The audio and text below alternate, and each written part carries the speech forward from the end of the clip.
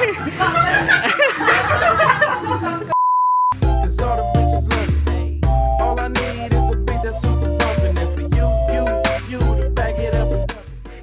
saat lebaran kemarin, pasti tidak sedikit dari orang-orang yang menyalakan petasan dan kembang api.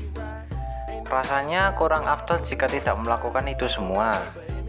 Namun pernahkah kalian berpikir, apa perbedaan kembang api dan petasan? Meskipun sama-sama meledak namun memiliki arti yang berbeda. Apa saja perbedaannya? Simak video berikut ini.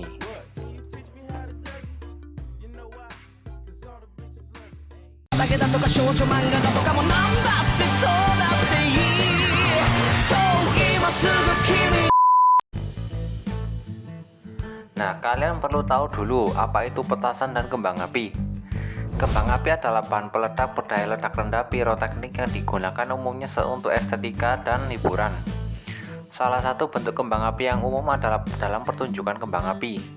Kembang api menghasilkan 4 efek primer, yaitu suara, cahaya, asap, dan bahan terbang. Kembang api dirancang agar dapat meletus sedemikian rupa dan menghasilkan cahaya yang berwarna-warni, seperti merah, oranye, kuning, hijau, biru, ungu, dan perak. Pertunjukan kembang api umum di seluruh dunia merupakan titik pertemuan yang banyak pesta kultural dan religius. Nah, sedangkan petasan adalah peledak berupa bubuk yang dikemas dalam beberapa lapis kertas.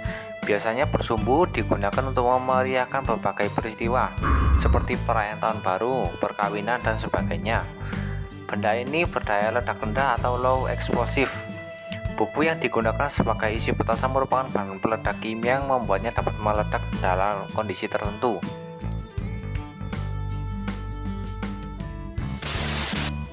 Meskipun begitu, ternyata ada beberapa pembeda antara kembang api dan petasan.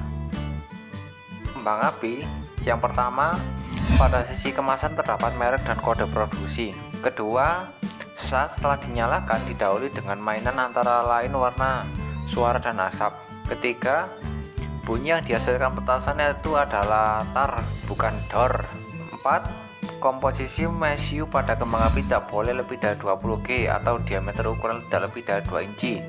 Jenis kembang api yang untuk penyalaan tidak memerlukan izin.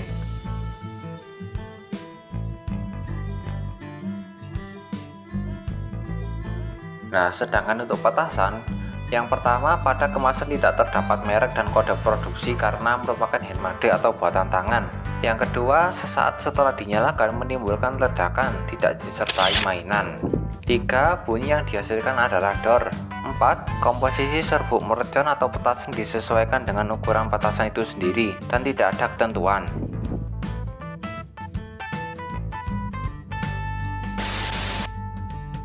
Lantas, kenapa petasan dilarang di Indonesia? Saat bermain pun, anak-anak juga harus selalu diawasi. Hal ini dilakukan untuk menghindari bahaya yang muncul karena petasan. Pada anak-anak berusia di bawah 7 tahun dinilai masih belum dapat berpikir secara operasional dan sulit untuk memahami akibat-akibat yang timbul. Petasan sebaiknya dimainkan oleh anak-anak yang sudah dapat berpikir dan paham mengenai konsekuensi yang akan didapatkan ketika bermain petasan. Hal ini penting untuk pemahaman mengenai petasan dan bahaya yang akan ditimbulkan. Petasan sebaiknya dimainkan oleh anak-anak yang memang sudah diajak berpikir, berdiskusi, dan memahami konsekuensi dari suatu tindakan, sehingga mereka dapat memahami dan dengan sungguh-sungguh tentang benda yang mereka mainkan serta bahayanya. Ucap Kantiana yang merupakan psikolog di personal growth ini. Orang dewasa harus menjelaskan proses permainan yang boleh dilakukan dan yang mesti dihindari oleh anak-anak saat bermainkan petasan.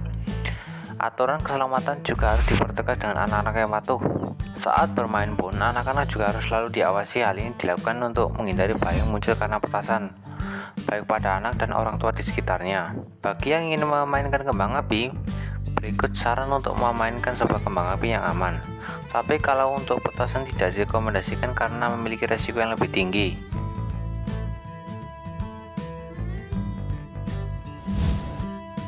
Yang pertama adalah atur jarak. Jika Anda hendak menyalakan kembang api letus, pastikan sumbunya cukup panjang sehingga Anda memiliki waktu cukup untuk menjauh. Alasannya agar suara ledakan tidak merusak telinga, asapnya tidak membuat Anda sesak, dan terhindar dari luka bakar. Namun apabila Anda hanya menonton dan menyaksikan dari jarak yang aman kurang lebih 152 meter dari lokasi.